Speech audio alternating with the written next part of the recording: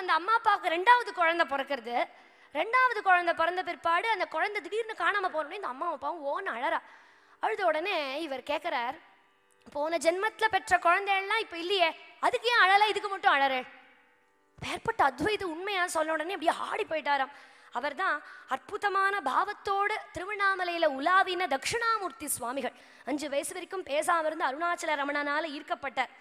ஆன்ம ஞானத்தை தேடி வேலூர்லேருந்து வந்து ஈசானிய லிங்கத்திலேயே சதா சர்வ காலமும் இருக்கார். யார் கூப்பிட்டாலும் போகமாட்டார். ஈசானிய லிங்கத்திற்கு அருகிலேயே இருந்த ஞான நிஷ்டையில இருந்த ஈசானிய ஞான தேசிகர். வடப்புற பெரிய கோபுர திருப்பணிக்காக சதா சர்வ காலமும் தன்னை மறந்து உழைச்ச அம்மணி அம்மையார். எத்தனையோ பேர் திருநெல்வேலியிலிருந்து ஈர்க்கப்பட்டு மலை மேல் உள்ள ஒரு குகையிலேயே தங்கினார். எங்கெங்கேயோ தங்கினார். மலை மேல ஒரு குகையில தங்கினார். தங்கி பல்லாயிரக்கணக்கான பாடல்களை பாடினார். அவர் தான் வண்ணச்சரபம் தண்டமாணி சுவாமிகள். எத்தனையோ சித்த புருஷா வாழ்நாள் முழுவதும் அங்க பிரதட்சணமே நான் பண்ணுவேன் அப்படிங்கிறதே குறிக்கோளா கொண்டு அருணாச்சலத்துக்கு விறுவிறுன்னு வந்துட்டார். அங்க பிரதட்சணமே பண்ணினார். அவர் பேரே அங்க பிரதட்சணம் அண்ணாமலை சுவாமிகள். அண்ணாமலையில சொல்லுவாலே ஆன்றோர் வாக்கு அடிக்க 1008 சிவலிங்கங்கள் உள்ளன அப்படிங்கிற ஆன்றோர் வாக்கு கேள்விப்பட்டார். அப்ப நம்ம அங்க பிரதட்சணம் இப்படி பண்ணக்கூடாது அப்படின்னு தீர்மானம் பண்ணிவிட்டார். அவர் கிரிவலம் வர அழகே ரொம்ப அற்புதமா இருக்குமாம். எப்படி வருவார் அப்படின்னா, ஒரு அடி எடுத்து வைப்பார். ஒரு அடி எடுத்து வச்ச பிற்பாடு 1008 தினம் சிவநாமத்தை சொல்லுவார். சொல்லி முடிச்ச உடனே அடுத்த அடி எடுத்து வைப்பார். அடுத்த அடியில் 1008 தினம் சொல்லுவார். அப்படி தன்னை மறந்து அவரோட கிரிவலம் போறது பெருமை புண்ணியம் அப்படின்னு எத்தனையோ பக்தா போவா. அப்ப ஏற்பட்டவர் 1008 தரம் தன்னை மறந்து பக்தி பண்ணி அனுபவிச்சு திருவண்ணாமலை கஷேத்திரத்துல கிரிவலம் போவார்.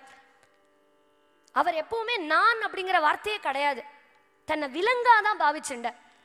எப்படி அப்படின்னா, சாப்பிட்டேடா அப்படின்னு யாராவது கேட்டா, இந்த விலங்கிற்கு இறை கிடைத்து விட்டது அப்படிம்பார். இந்த விலங்கு இறை உண்ண போகிறது அப்படிம்பார். அவர் பேரை இறை சுவாமிகள் அப்படின்னு நம்ம ஆசாமிகள் வச்சுட்டோம். தன்னை மறந்து பக்தி பண்ணினார்.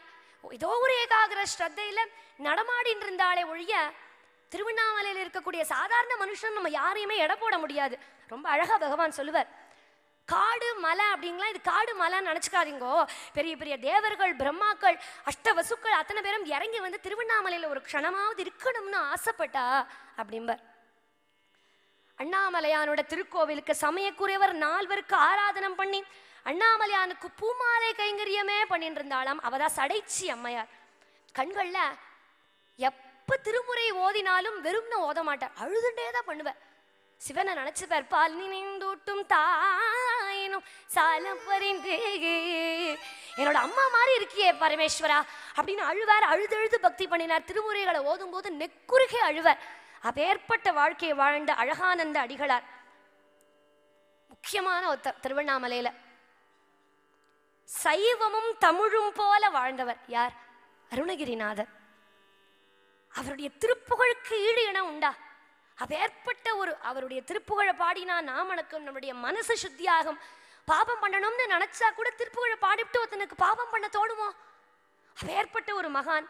சைவமும் தமிழும் போல முருகப்பெருமானும் அருணகிரிநாதரும் அப்படின்னு தான் நம்ம அத்தனை பேரும் சொல்றோம். இணைந்து செல்லும் பெயர்களாம். கிளி ரூபத்துல தான் அவர் கந்தர் அனுபூதி, கந்தரந்தாதி, திருவகுப்புக்கள் அத்தனையுமே பாடினார்.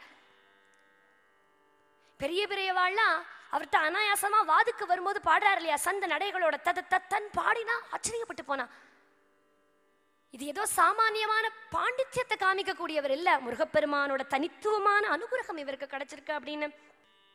அடிமுடி காணாத தெய்வத்தின் மேலேறி, அடிமுடி காணாத தெய்வத்தின் மேலேறி, அஞ்செழும் முகம் கண்ட தெய்வமே, எங்கள் ஆறுமுகம் கொண்ட தெய்வமே, எங்கள் ஆறுமுகம் கொண்ட தெய்வமே.